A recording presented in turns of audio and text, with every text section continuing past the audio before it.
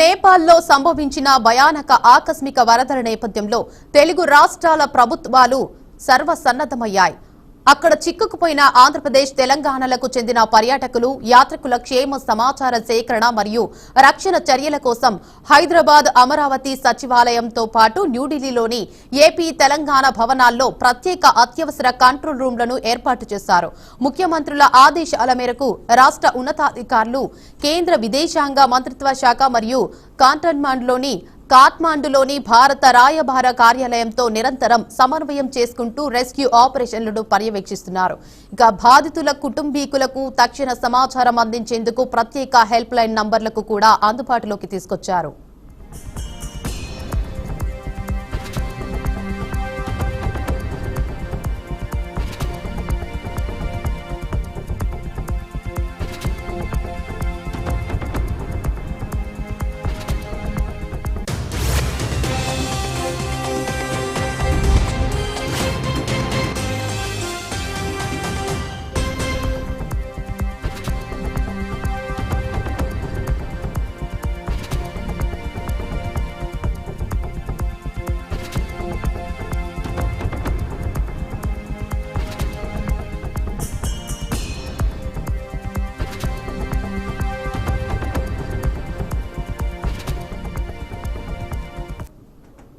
మరోవైపు భారీ వరదల విపత్తు నుంచి ఇంకా కోలుకోకముందే నేపాల్కు మరో హెచ్చరిక వచ్చింది.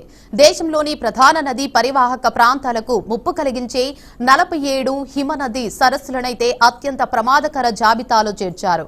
ఇవి ఎప్పుడైనా తెగిపోతే భారీ వరదలు సంభవించి దిగువ ప్రాంతాల్లో తీవ్ర విధ్వంసం జరగొచ్చని శాస్త్రీయ అధ్యయనాలు హెచ్చరించాయి.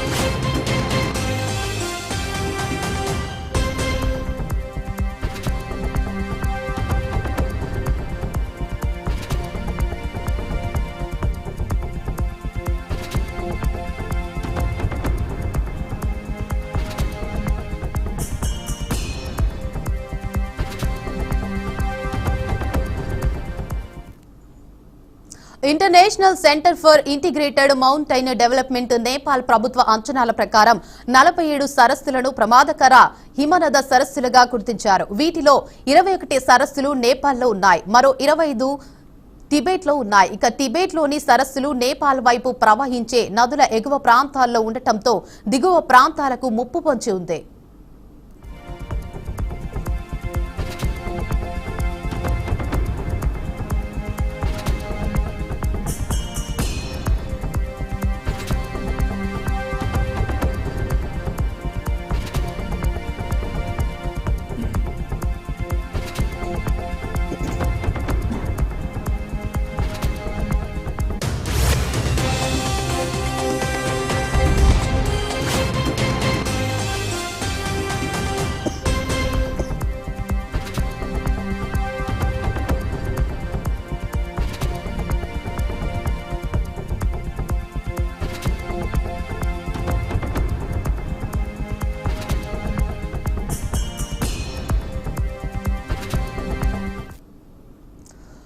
వేగంగా విస్తరిస్తున్న మట్టి, రాళ్ల కట్టలతో ఏర్పడిన కొన్ని సరస్సులపై అధికారులు ప్రత్యేక దృష్టి పెట్టారు.